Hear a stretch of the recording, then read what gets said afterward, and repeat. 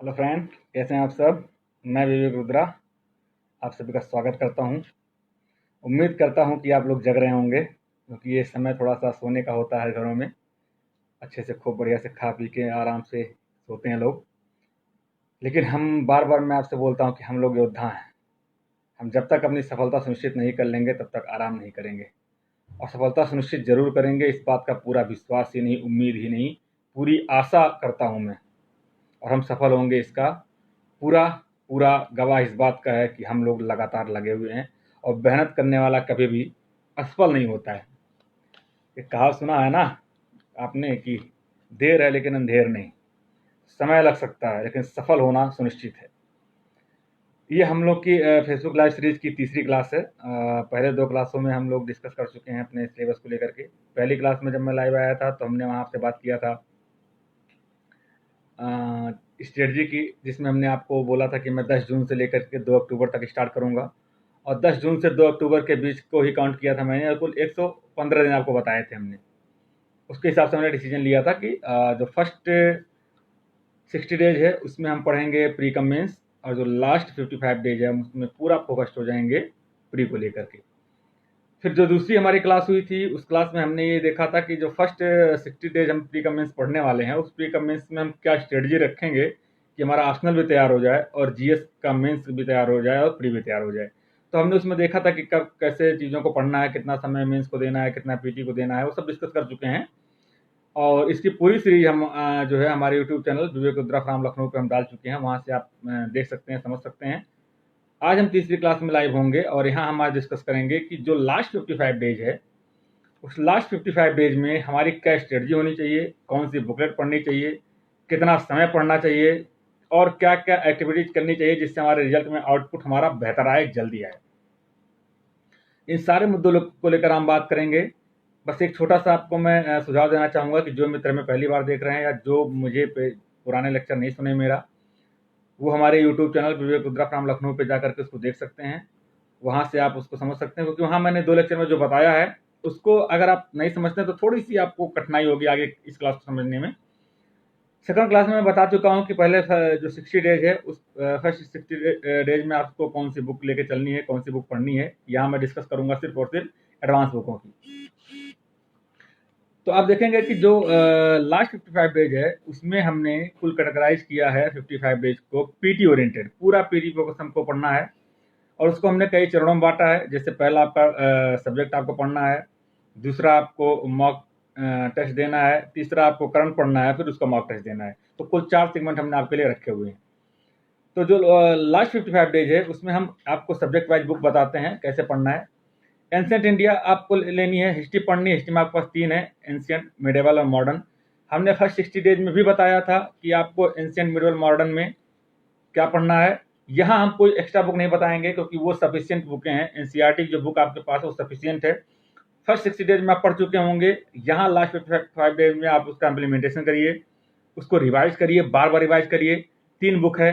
पहला एंशियंट के लिए आपको रामस्वरूप शर्मा पढ़नी है जो एनसीईआरटी की आती है। अगर एनसीईआरटी आपके पास नहीं है तो ब्लैक स्वान की आती है, वहाँ से आप पढ़ सकते हैं। अगर ब्लैक स्वान की नहीं है तो राजकमल की आती है। कुल मिलाकर के कि एनसीईआरटी आपको पढ़नी है, रामस्वरूप शर्मा पढ़ना है। रामस्वरूप शर्मा के नाम से लिखित जो प्राचीन भारत का इतिहास है, एंशिएंट इंडिया है, उसको आप पढ़िए एंशिएंट इंडिया के लिए। मिडेवल के लिए आपको वही ओल्ड एनसीईआरटी पढ़नी है, या आप ब्लैक स्टोन पब्लिकेशन के पढ़ सकते हैं, एससी वर्मा। हमने इसको पहले पिछले 60 क्लास में जो पढ़ना था उसमें बताया था। और एक चीज़ हमने ये भी बोला था कि आप मिडेवल इंडिया को छोड़ भी सकते हैं। मेरा जहाँ तक पर्सनल मानना है कि आप छोड़ भी सकते हैं, क्योंकि मिडेवल इंडिया से 1-2 क्वेश्चन कभी कभार आ जाते हैं और वो भी थोड़ा सा टिपिकल होते हैं। तो 1-2 क्वेश्चन के लिए इस समय में बहुत ज़्यादा मेहनत करने की जरूरत नहीं होती है। अगर आप पहले 60 दिन में जो स्ट्रेटजी हमने बताई है उसमें अगर आप मिडेवल इंडिया पढ़ लेते हैं तो उतने से ही आपका काम हो जाएगा। अगर उसको पढ़ के आप 60 मिनट बनाए हैं तो उसको रिविजन कर सकते हैं। लेकिन अगर आप नहीं पढ़े हैं तो अब लास्ट 55 डेज में हमें लगता है कि आपको छोड़ देना चाहिए मिडेवल इंडिया को। उससे बहुत ज़्यादा क्वेश्चन नहीं बनते हैं, पिछले कई सालों में नहीं बने। हो सकता है क्वेश्चन बन जाए, लेकिन बहुत ज़्यादा बनने की संभावनाएं नहीं है। अगर बनेंगे भी तो 1 या 2 क्वेश्चन। जहाँ तक बात आती है मॉडर्न की, तो मॉडर्न को आपको बहुत अच्छे से पढ़ने हैं, क्योंकि आप ये मान के चलिए कि अगर हिस्ट्री से 20 से 25 क्वेश्चन मान लीजिए आने हैं, तो उसमें से 20 से लेकर के 23 क्वेश्चन आपके मॉडर्न इंडिया के आने वाले हैं। बाकी 3 क्वेश्चन में पूरा आपका एंशिएंट और मिडिवल शामिल होता है। तो मॉडर्न इंडिया के लिए हम आपको बताए थे पहली बार, पिछली क्लास में हम कोई नई बुक नहीं बता रहे हैं। जो आपने एनसीईआरटी बिपिन चंद्रा की पढ़ी है, बिपिन चंद्रा की 2 बुक आती हैं, एक आती है एनसीईआरटी, एक आती है ब्लैक स्वॉन पब्लिकेशन की, जो बहुत मोटी होती है। आप बहुत मोटी वाली बुक को पढ़ने से बच सकते हैं, क्योंकि अगर आप जो बिपिन चंद्रा की एनसीईआरटी है उसको 1-2 बार रिवाइज करते हैं तो आपका पीटी का क्वेश्चन पूरा सॉल्व हो जाएगा और मेंस का भी बहुत ज़्यादा पोर्शन कवर हो जाएगा। लेकिन अगर आप एक्स्ट्रा कुछ पढ़ना चाहते हैं, आपका मन है पढ़ने का कि मैं एनसीईआरटी पर कई बार पढ़ चुका हूँ, रिवाइज कर चुका हूँ, उसको मैं क्विक रिवीजन कर सकता हूँ, लास्ट 55 डेज में मैं कोई एक और बुक पढ़ना चाहता हूँ मॉडर्न इंडिया की, तो पहले तो मैं सजेस्ट करूँगा कि आप ना पढ़िए, क्यों ये केवल आप एनसीईआरटी पढ़िए, बिपिन चंद्रा पढ़िए एनसीईआरटी की 12th में जो आती है आधुनिक भारत का इतिहास। लेकिन अगर आप पढ़ना चाहते हैं तो बिपिन चंद्रा की एक बुक उनकी आती है ब्लैक स्वॉन पब्लिकेशन में, जहाँ से आप जाके पढ़ सकते हैं। वो काफ़ी मोटी बुक है लेकिन अच्छी है, उसको आप पढ़ सकते हैं, वहाँ से आपका काम हो जाएगा।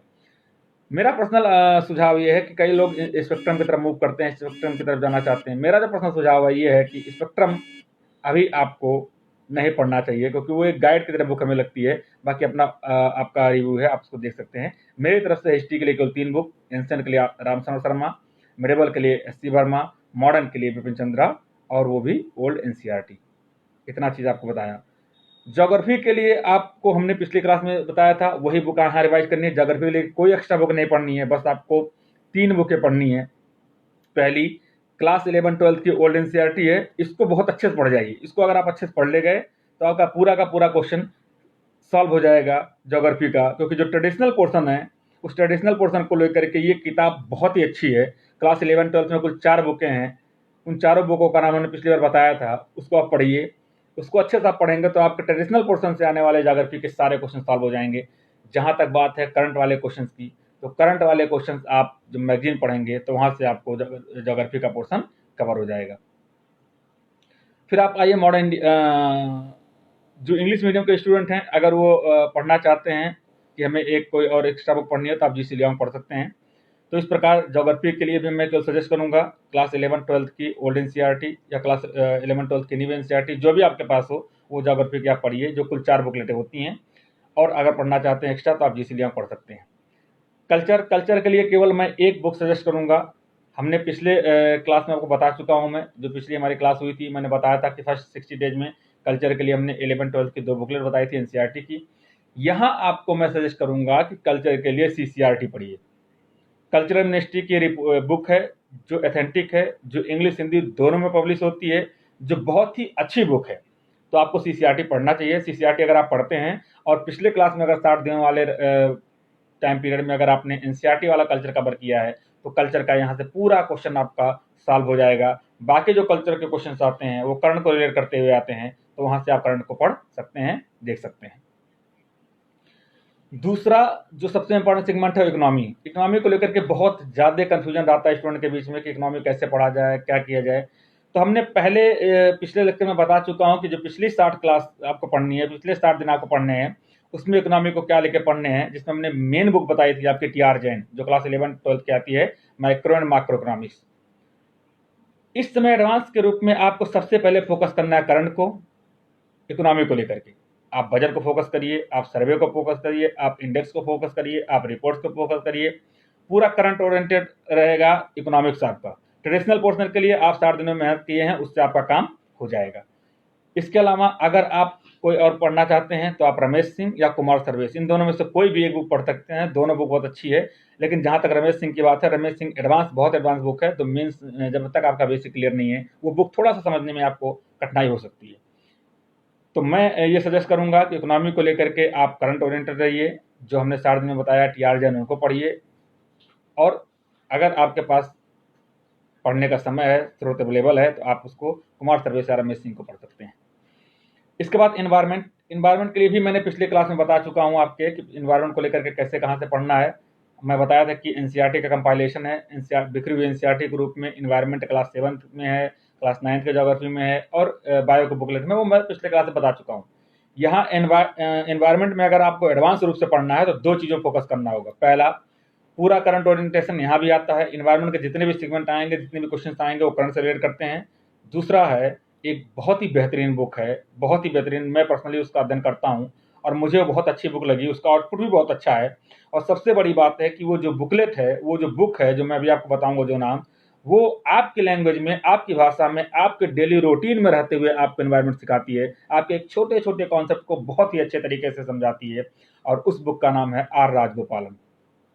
आर राजगोपालन की इकोलॉजी एंड इन्वायरमेंट आती है, इंग्लिश हिंदी दोनों में आती है। आप उसको ले सकते हैं, बहुत अच्छे तरीके से उसको पढ़िए, उसको करिए। उसकी 2 बुकलेट आती है, एक बहुत मोटी आती है और एक आती है फ्रॉम क्राइसिस टू प्योर, वो मेंस में पढ़ी जाती है। तो आपको अगर बुकलेट लेनी है तो आपको आर राजगोपालन की बुकलेट लेनी है, मोटी वाली, और उसको आपको पढ़िए। उसका नाम है इकोलॉजी एंड इन्वायरमेंट, और हिंदी में उसका नाम है पर्यावरण और पारिस्थितिकी बाय आर राजगोपालन। आप उसको पढ़ सकते हैं, यहाँ से आपका इन्वायरमेंट पूरा कवर हो जाएगा। बाकी आप उसको करंट से रिलेट करिए। लेकिन एक बात और ध्यान रखिए कि जब भी आप करंट पढ़ेंगे इन्वायरमेंट का, तो जो रेड डाटा बुक्स हैं, जितने भी मीटिंग्स हो रहे हैं पेरिस कन्वेंशन कॉप की, जितने CDS की मीटिंग हो रही हैं, इन सारे मीटिंग्स को लेकर के, सारे रिपोर्ट्स को लेकर के आपको सजग होना पड़ेगा। वहाँ भारत की स्थिति को पढ़ना पड़ेगा, भारत की स्थिति को जानना पड़ेगा। कुछ नए टर्मिनोलॉजी इस्तेमाल हो रहे हैं तो उनको आपको पढ़ना पड़ेगा। जैसे 2011-12 में GCF आया तो GCF के ऊपर क्वेश्चन बना पीटी में। 2012 में GEF आया तो उसमें GEF पे क्वेश्चन बन गया। इसी तरीके से अगर कोई नया सेगमेंट, कोई नया word economic sector, environmental sector में करंट में आपको दिखाई पड़ता है तो उसको आप मेजर करिए, उसको आप पॉइंट आउट करिए और उसको बहुत अच्छे से पढ़िए, क्योंकि उससे क्वेश्चन बनने की पूरी संभावना है। क्योंकि आज का जो सबसे सशक्त मुद्दा है इस दौर का, 21वीं सदी का, वो आपके सामने इन्वायरमेंट का ही। अगला आपका पॉलिटी आता है। पॉलिटी में मैंने पिछले आपको बता चुका हूं कि पॉलिटी में क्या क्या पढ़ना है पिछले 60 दिनों में, और आप ये जरूर करिए। जो पहला 60 दिन है उसमें पॉलिटी का मैंने जो सेगमेंट आपको बताया उसको आप जरूर पढ़िए, क्योंकि बिना उसके पढ़े आप अगर एडवांस बुक पे जाते हैं तो आप शायद कोर्स कवर कर लें, लेकिन जब आप क्वेश्चन कॉन्सेप्ट बेस पे आएगा तो आपसे कलम आपकी रुकने लगेगी। तो पहले उसको कवर करें। उसको कवर करने के बाद सबको पता है कि पॉलिटी को लेकर के एक ग्रंथ जो सबके दिमाग में चलता है वो लक्ष्मीकांत, आप उसको पढ़ सकते हैं। लक्ष्मीकांत अच्छी बुक है, लेकिन उसकी भी एक ड्रॉबैक है जो स्पेक्ट्रम की है। दोनों बुकें गाइड हैं, दोनों बुकें आपको कॉन्सेप्ट नहीं देती हैं, दोनों बुकें आपको कॉन्सेप्ट पे बहुत कम काम करती हैं। दोनों आपके पास डाटाज, दोनों आपके पास जानकारियों का अच्छा स्रोत, अच्छा माध्यम है। बहुत अधिक मात्रा में चीज़ों को खोल करके आपके पास डाटाज रखती हैं, आपके पास जानकारियाँ बहुत अधिक देती हैं, आपको चीज़ों पे बहुत ज़्यादा नॉलेज हो जाएगा। लेकिन जो एक कॉन्सेप्ट बिल्डअप होता है, कॉन्सेप्ट की बिल्डिंग है, जो यूपीएससी का रीढ़ की हड्डी है, जिस पे यूपीएससी का बैकबोन खड़ा होता है और जिसको लेकर के यूपीएससी क्वेश्चन बनाती है, इन सारे मुद्दों पे ये दोनों किताब थोड़ा सा निगेटिव चली जाती हैं, थोड़ा सा पीछे चली जाती हैं। इसलिए आपको पहले मैंने जो 60 डेज में पढ़ने के लिए बताया, मैं बार बार 60 डेज पे फोकस कर रहा हूँ, क्योंकि वो 60 डेज आपका पूरा का पूरा कॉन्सेप्ट बिल्डर का काम करेगा, कॉन्सेप्ट बिल्डिंग मटेरियल का काम करेंगे। और कॉन्सेप्ट एक बार डेवलप हो गया तो पीटी के जो क्वेश्चन हैं वो ज्ञान से नहीं मित्रों, ट्रिक से निकलते हैं, कॉन्सेप्ट से निकलते हैं। पीटी के जितने भी क्वेश्चंस आप देखेंगे किसी भी सब्जेक्ट के, करंट वाले पोर्शन को छोड़ दीजिए जहां थोड़ा सा फैक्ट आता है, ट्रेडिशनल पोर्शन के जितने भी क्वेश्चंस आप देखेंगे वो आपके अप्लाइड जीवन से क्वेश्चन बनते हैं। अगर एनवायरमेंट का बनेगा तो भी अप्लाइड क्वेश्चन से, इकोनॉमिक का बनेगा तो भी अप्लाइड क्वेश्चन से, पॉलिटी का बनेगा तो भी अप्लाइड क्वेश्चन से, ज्योग्राफी का बनेगा तो भी अप्लाइड क्वेश्चन से, साइंस तक पूरा अप्लाइड बनता है। तो जो पीटी का क्वेश्चन है वो बहुत ज़्यादा पढ़ने से, बहुत ज़्यादा ज्ञान से नहीं निकलता। पीटी का क्वेश्चन जो है पीटी सॉल्व होता है, पीटी क्लियर होता है। पीटी मतलब प्रीलिमिनरी एग्जाम, वो क्लियर होता है आपके ट्रिक से, आपके कॉन्सेप्ट से। अगर आपका कॉन्सेप्ट किसी सब्जेक्ट में बहुत बेहतर है तो आपको वो चीज़ें समझ में आएंगी और आपका क्वेश्चन हिट होगा, आपका क्वेश्चन सही होगा। जैसे एक छोटा सा एग्जांपल देता हूँ। अगर आपसे कोई पूछे कि, जैसे एक क्वेश्चन देता हूँ कि दिन में धूप निकली, अचानक 2 बजे बारिश होने लगी और बड़े बड़े नेचर दिए हो, तो आप क्या समझेंगे? ऐसा पूछा जाए कि ऐसा अचानक क्यों हुआ। अगर आपको कॉन्सेप्ट पता है कि जब धूप निकलती है पृथ्वी गर्म होती है, हवा भी गर्म होगी, ऊपर उठेगी, लेकिन अगर एटमॉस्फेयर बहुत स्वच्छ है, हवा बहुत गर्मी, सूरज की किरणें सीधी पड़ रही हैं, जैसे आपके देखते हैं ट्रॉपिकल रीजन पे होता है। ट्रॉपिकल रीजन में क्या होता है, सूरज की किरणें सीधी पड़ती हैं, एकदम परपेंडिकुलर पड़ती हैं पृथ्वी पर, तो डायरेक्ट आ रही हैं, तो बहुत ज़्यादा रेज आती है, गर्मी बहुत ज़्यादा होती है, पृथ्वी बहुत जल्दी गर्म होती है। बहुत जल्दी गर्म होगी तो हवा गर्म होकर ऊपर उठती है, हवा गर्म होकर ऊपर उठती है, तो ये प्रक्रिया चलती है 2 बजे तक। लेकिन जैसे 2 बजे तक हवा ऊपर उठती है तो उसका जो हवा का क्षेत्रफल है पानी को रखने का, वो घट जाता है, क्योंकि हवा बहुत ज़्यादा गर्म होकर ऊपर उठती है और ऊपर जाकर संघनित होती है और वर्षा हो जाती है। ये पूरी प्रक्रिया लगातार चलती रहती है। पर डे 2 बजे तक हवा गर्म होगी, ऊपर उठेगी, बादल बनेगा, 2 बजे बाद वर्षा होने लगेगी। तो ये कॉन्सेप्ट अगर आपको समझ में आ गया कि यार वर्षा कैसे होती है, चीज़ें कैसे होती हैं, तो वो चीज़ें आपको समझ में आनी स्टार्ट हो जाएंगी। तो कॉन्सेप्ट पे ज़्यादा फोकस करिए। मेरा सारा फोकस कॉन्सेप्ट पे होता है और वो पहले 60 दिन में आपको देखने को मिल जाएगा। दूसरा साइंस टेक में मैंने वहाँ भी कहा था कि पहले 60 दिन में भी आपके पास कोई विशेष बुकलेट नहीं है। आज भी मैं कह रहा हूँ कोई विशेष बुकलेट नहीं है, क्योंकि साइंस टेक का जो पूरा का पूरा पोर्शन है वो आपका करंट से आना है। तो करंट में जितने भी साइंस टेक के पोर्शन पे काम हो रहे हैं अच्छे तरीके से उसको आप करिए, उसको आप पढ़िए। ट्रेडिशनल पोर्शन को उसको लिंक करना है तो आप टीएमएच की बुक आती है साइंस टेक की, एनसीईआरटी बेस्ड, उसको आप पढ़ सकते हैं। टीएमएच की कई बुकें आती हैं, लेकिन आप जब मार्केट में बुक लेने जाएँ तो आप बोलिए कि टीएमएच की एनसीईआरटी बुक हमें चाहिए साइंस टेक की, वो आपको बुक मिल जाएगी, वहाँ से आपका कवर हो जाएगा। एक मात्र बुकलेट है, आपका कवर हो जाएगा साइंस टेक। बाकी करंट पे आपको पूरा तरीके से फोकस रहना है, पूरे तरीके से करंट को अपने दिमाग में रखना है। साइंस टेक का पूरा क्वेश्चन आपका करंट से बनने वाला है। अब लास्ट में बात आती है करंट अफेयर्स की, कि करंट अफेयर्स को क्या पढ़ें। अभी तक जितनी भी चीज़ें मित्र मैंने आपको बताई है वो आईएएस पीसीएस दोनों के लिए सेम है, क्योंकि दोनों का एग्जाम एक हफ्ते के अंतराल पर ही होने वाला है। कोई भी एक्स्ट्रा बुकलेट नहीं पढ़नी है। लेकिन चूंकि एक ही हफ्ता बाद आपका पीसीएस का एग्जाम है, इसलिए थोड़ी सी मेहनत आपको पीसीएस को एक्स्ट्रा करनी पड़ेगी। वो दो जगहों पे करनी पड़ेगी। पहला करंट के को लेकर के, और दूसरा एक यूपी स्पेशल पे आपको फोकस करना पड़ेगा, क्योंकि वहाँ से क्वेश्चन बनता है। जब मैं कहूँगा कि आप करंट पढ़िए यूपीएससी के लिए, तब मैं बोलता हूँ कोई भी ऑथेंटिक बुक पढ़ सकते हैं। मैं रिफर करूँगा, आप क्रॉनिकल पढ़ सकते हैं। क्रॉनिकल इंग्लिश हिंदी दोनों आती है, बहुत अच्छा कवर करती है। मेंस में तो उसका हाथ थोड़ा सा तंग है, लेकिन प्री को लेकर के बहुत अच्छा कवर करती है। और वो प्री को लेकर के अच्छा कवर करती है पीसीएस के लिए भी और आईएएस के लिए भी। तो आप एक बुकलेट पीसीएस के लिए पढ़ सकते हैं करंट में, वो है क्रॉनिकल। दूसरा पीसीएस के लिए थोड़ा सा आपको एक्स्ट्रा मेहनत करनी पड़ेगी, क्योंकि पीसीएस में कई क्वेश्चन स्ट्रक्चरल आते हैं, कई क्वेश्चन पिछले महीने में जो एग्जाम हो चुके हैं वहाँ से रिपीटेड उठाए जाते हैं। इसके लिए एक बुकलेट आती है, बहुत पतली सी आती है, अरिहंत की, उसका नाम है समसामयिक महासागर। हिंदी में समसामयिक महासागर के नाम से आती है, इंग्लिश में अरिहंत currentaffairs.com के नाम से आती है। तो ये दो बुकें हैं, हिंदी में समसामयिक महासागर, इंग्लिश में currentaffairs.com, ये अरिहंत पब्लिकेशन की आती है, हर महीने आती है। 15 से 20 रुपए की किताब है, बहुत पतली सी किताब है, इसको आप पढ़ सकते हैं। ये पीसीएस में आपको बहुत हेल्पफुल करेगी। इसकी इंपॉर्टेंस क्या है मैं आपको बताता हूँ। इस बुकलेट में कई सेगमेंट हैं। जैसे पहला तो ये है कि पिछले एक महीने में जो भी करंट के सबसे इम्पोर्टेंट टॉपिक हैं किसी भी एग्जाम को लेकर के, उन टॉपिक को बहुत ही संक्षिप्त में, बहुत ही अच्छे तरीके से, ऑथेंटिक रूप में कवर करती है, बहुत ही 10 से 15 पेजों में। और वो कवर करती है सब्जेक्ट वाइज, जैसे पॉलिटी का अलग कवर करेगी, इकोनॉमिक अलग कवर करेगी, हिस्ट्री का अलग कवर करेगी, कल्चर का अलग कवर करेगी। एक तो खासियत इसकी है। दूसरी खास बात इसकी ये है कि ये जो बुक है, ये जो हमने बोला था जो मिसलेनियस वाला पार्ट होता है, जो विविध वाला पार्ट होता है, जिसमें खेल आते हैं, पुरस्कार आते हैं, मिशंस आते हैं, और ये जितने भी हमारे हथियार वगैरह का खरीद फरोख्त होता है ये आते हैं, इन सारे मुद्दों पे भी बहुत अच्छा कवर करती है ये, बहुत ही शॉर्ट टर्म में। दूसरी खासियत इसकी हो गई। तीसरी खास बात इसकी ये है कि ये पिछले एक महीने में जो भी आप करंट जान रहे होते हैं उससे रिलेटेड टॉप तरीके का, बिल्कुल बहुत अच्छे तरीके का, आईएएस पीसीएस लेवल तक का 100 क्वेश्चन आपका मॉक टेस्ट लेती है करंट का भी।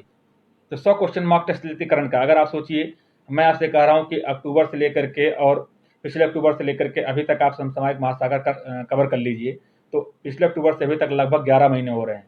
एक महीने में 100 क्वेश्चन आप कवर कर रहे हैं, मतलब 1100 क्वेश्चन आप करंट कवर कर रहे हैं। सोचिए अगर आप इतना कर ले गए तो एक भी क्वेश्चन आपका करंट का गलत होने वाला नहीं है, खासकर यूपी पीसीएस में तो नहीं गलत होगा। दूसरा, तीन खासियत इसकी। चौथी खासियत इसकी ये है कि उस महीने, जैसे मान लीजिए अक्टूबर का मैगजीन आई, तो अक्टूबर में जो मैगजीन आई उसमें जो न्यूज होगा वो सितंबर का होगा। तो सितंबर महीने में पूरे भारत में कहीं भी कोई एग्जाम अगर हुआ है तो उस एग्जाम का सॉल्व पेपर वो अपने समसामयिक महासागर में प्रिंट होके आता है।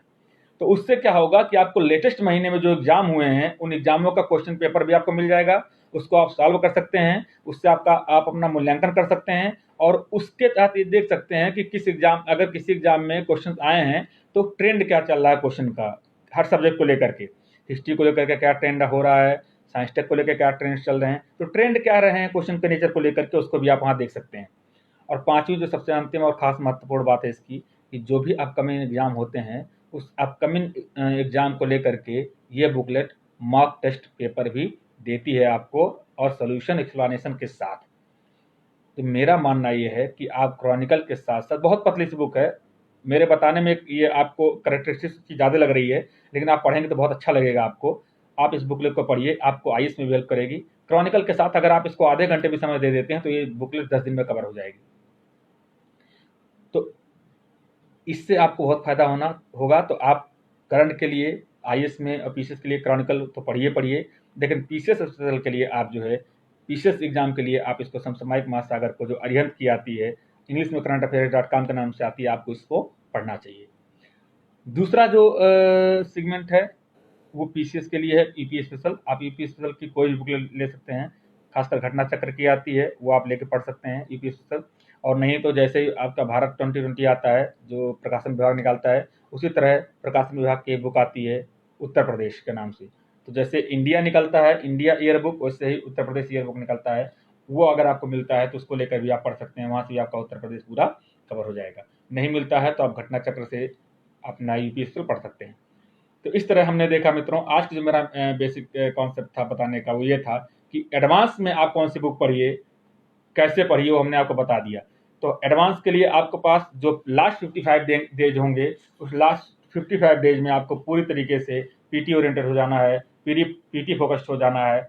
उसमें आपको कम से कम 12 घंटे अपने आप को देना चाहिए। और उसमें एंशिएंट के लिए आर एस शर्मा, मिडेवल के लिए एस सी वर्मा, मॉडर्न के लिए बिपिन चंद्रा पढ़नी चाहिए। ज्योग्राफी में क्लास 11-12 की एनसीईआरटी पढ़नी चाहिए, या आप जीसी लियांग भी पढ़ सकते हैं। कल्चर के लिए सीसीआरटी आप पढ़ सकते हैं या स्पेक्ट्रम पढ़ सकते हैं।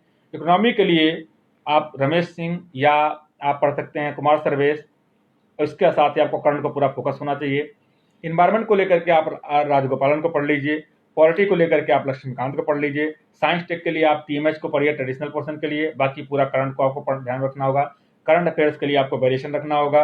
क्रॉनिकल पढ़ना होगा आईएएस पीसीएस दोनों के लिए। लेकिन पीसीएस के लिए फोकस होने के लिए आपको समसामयिक महासागर या currentaffairs.com को लेकर के पढ़ना चाहिए, जो पतली की बुक है।